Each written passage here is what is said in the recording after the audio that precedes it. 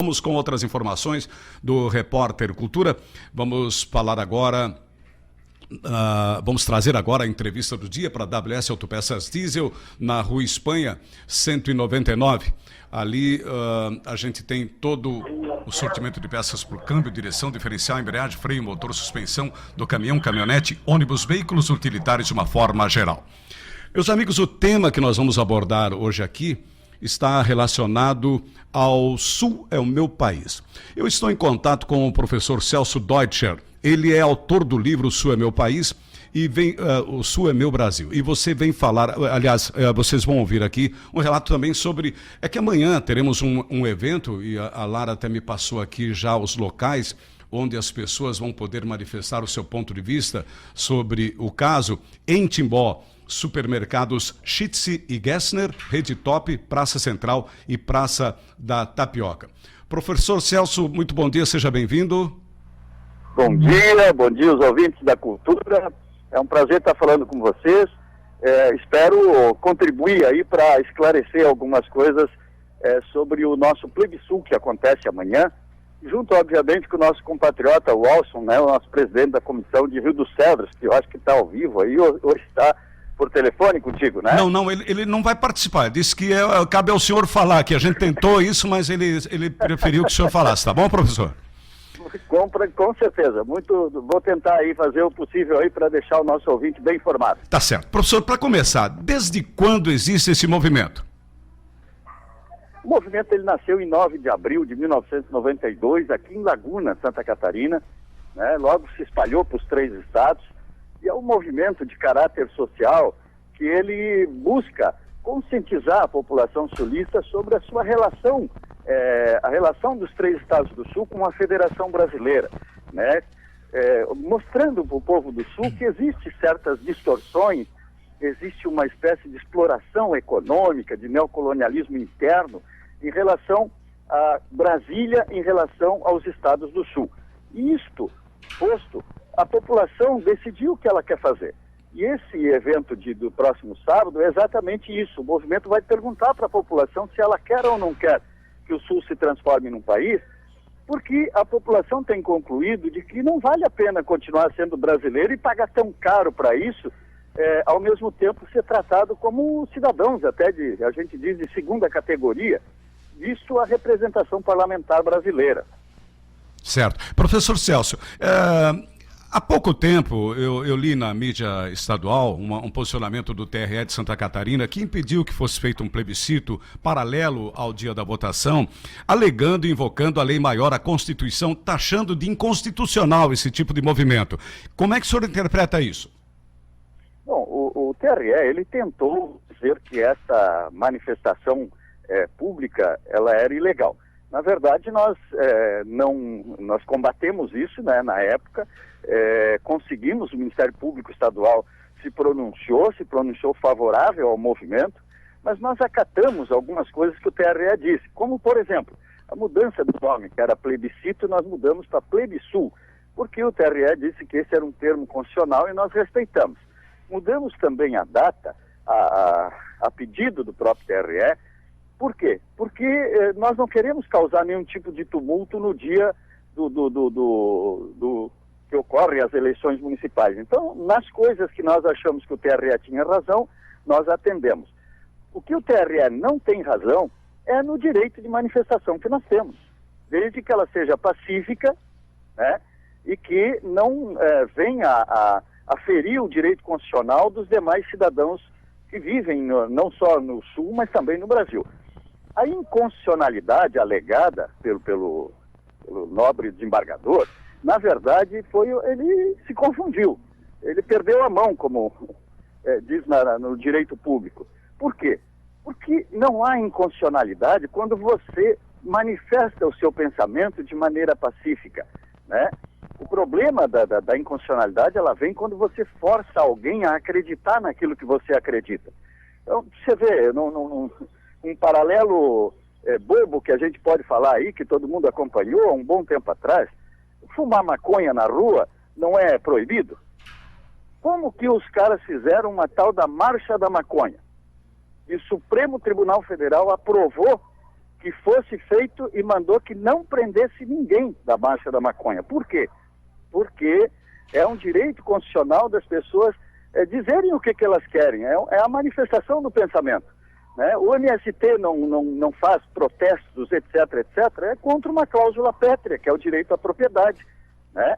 No entanto, nenhum deles é preso por estar manifestando a sua vontade, o seu pensamento. Assim é o movimento Sou é Meu País. Nós temos uma pretensão, e essa pretensão, ela quer ser discutida, ela quer ser externada. Né? O nosso povo, coletivamente, ele tem uma proposta. É óbvio que nós reconhecemos que no nosso meio nem todo mundo acredita nas mesmas coisas que nós acreditamos do movimento. E a gente respeita isso.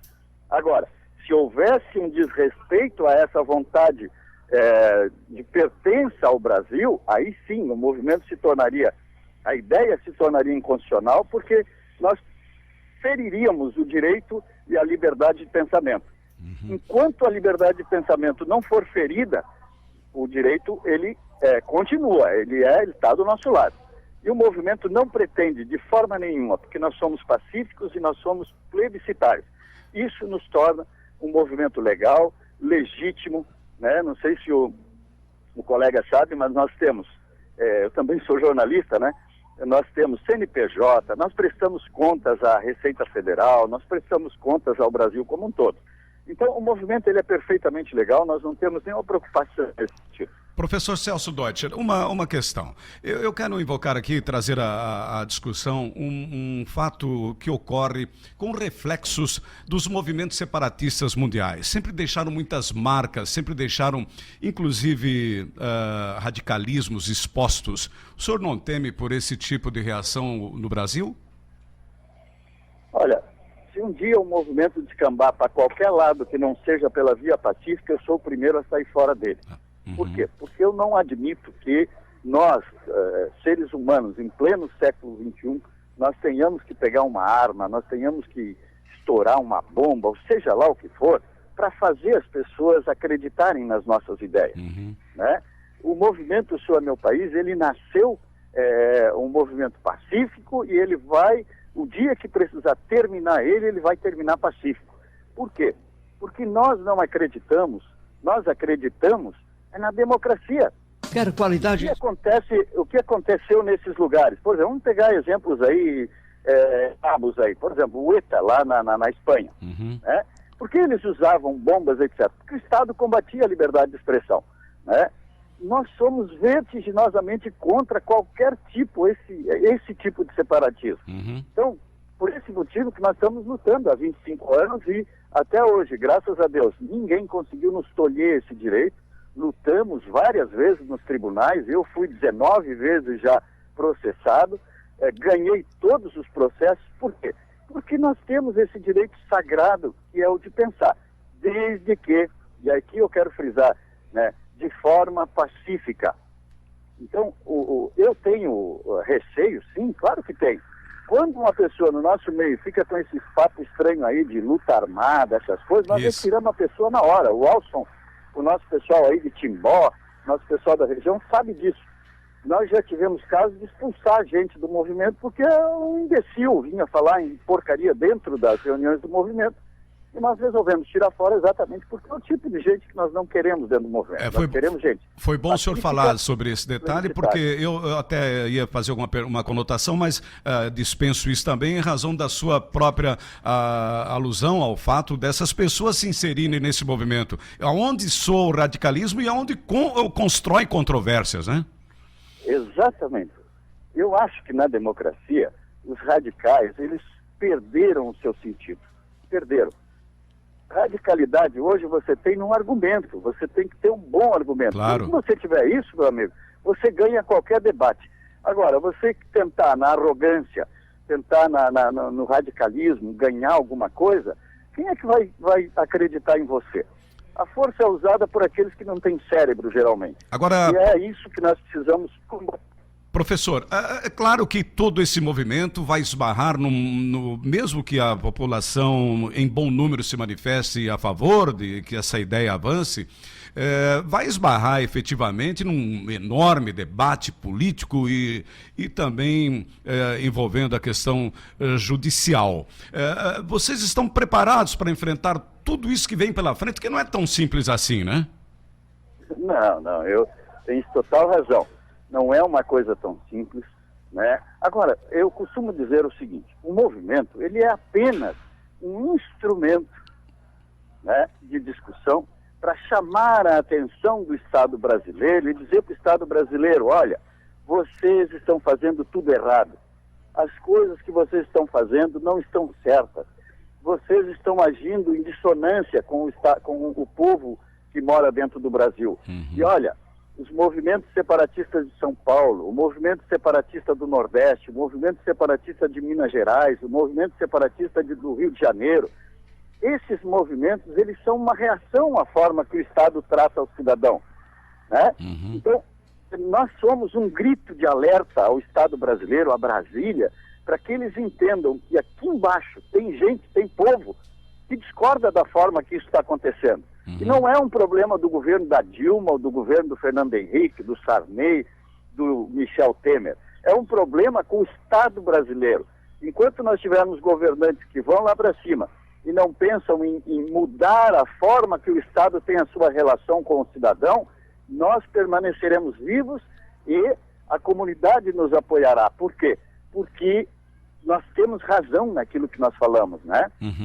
Então o senhor também invoca aqui, pelo que eu entendo, uma falta de representatividade política eficaz dos representantes do sul do Brasil no Congresso, né? Exatamente. Veja, existe uma distorção na representatividade parlamentar que ela é uma excrescência, né? Excrescência é o quê? É uma coisa absurda. Um paranaense chega a valer 48 vezes menos que um cidadão do Amapá. Um catarinense vale 17 vezes menos que um cidadão do Recife. Um gaúcho vale 52 vezes menos que um cidadão, por exemplo, do Acre. Por que isso? Onde que está esse negócio que a gente não percebe direito isso daí? Que parâmetro é esse? Eles criaram uma lei, as oligarquias políticas do Norte e do Nordeste, lá o seu Sarney, aquela turma, eles criaram uma lei muito interessante. Veja, a lei diz o seguinte, veja como a lei é interessante, que cada estado brasileiro deve ter no mínimo, aqui está a sacanagem, no mínimo 8 deputados federais e 3 senadores. Certo. Quando eles fizeram essa lei, eles desigualaram nós todos, fazendo com que o Sarney, por exemplo, vou citar de novo essa raposa aí, o Sarney se elegesse senador da República com 182 mil votos. Enquanto o nosso senador aqui, o amigo deve saber disso, precisou de 1.800.000 para ser eleito senador da República. Quando o meu senador levanta a mão lá em Brasília, 1.800.000 pessoas levantaram a mão com ele. Certo. Quando o Sarney levanta a mão, que é um voto também, só 180.000 pessoas levantaram a mão. Isso nos tornou totalmente desiguais. O nosso deputado federal que está lá em Brasília, para te teres uma ideia, também ele precisa de cerca de 180.000 votos para se eleger deputado federal. Enquanto que o deputado federal, vamos pegar do Acre, por exemplo, com 8.000 votos ele está eleito. Isso significa que a hora que o meu deputado levantar a mão, tem 180.000 pessoas levantando a mão com ele. Professor Celso, me diga uma coisa, mas então não seria muito melhor deixar o país como está e fazer uma grande pressão para uma reforma política? Porque eu vejo que o problema está aí inserido na questão política. Política, mas também econômica, tá? Claro. Mas olha só, deixa então eu fazer uma outra ponderação, eu acho que tens razão em parte nesse teu argumento, mas uma outra ponderação. Sim.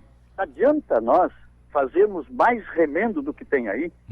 Nós teríamos voto para fazer a modificação constitucional necessária a igualar? Com a representação atual que nós temos, nós não temos condição. Não há meios legais de se fazer essa mudança constitucional pretendida. Eu espero que os deputados do Norte e do Nordeste, que as oligarquias, decidam alguma coisa melhor com esse grito de alerta que nós vamos dar. Certo. Agora, Eu acho muito difícil, porque eles não vão jogar contra eles, né? Claro, claro. Então, é muito difícil você fazer uma mudança constitucional significativa. Veja, eles estão tratando a gente a conta-gota. Quantos presidentes passaram e disseram que iam fazer reforma, que iam fazer isso, e não fizeram? Porque na hora que tu mexe nas benesses que esse povo tem, o bicho pega. Os caras se revoltam e fazem o que bem entendem. Eles caçam presidente, eles descaçam presidente, eles fazem o diacho lá em cima para manter os seus privilégios. Então eu acho muito, mas muito difícil que uma reforma real, né, possa vir a acontecer. Ô Celso... Mas, né, tu tens razão quando diz, olha, uma reforma poderia amenizar o problema. Claro. Professor Celso Deutsch, me diga uma coisa. Amanhã, o comportamento, o que o senhor sugere às pessoas que são adeptas a essa ideia, o que elas devem fazer amanhã nesses pontos de votação? Veja só, amanhã nós não estamos convidando pessoas adeptas à nossa ideia, nós estamos convidando qualquer cidadão do Sul que queira dar a sua opinião. Ah, tá certo, tá certo. Então eu estou convidando as pessoas que, por exemplo, são contra a ideia também. Eles vão lá e dêem a sua opinião.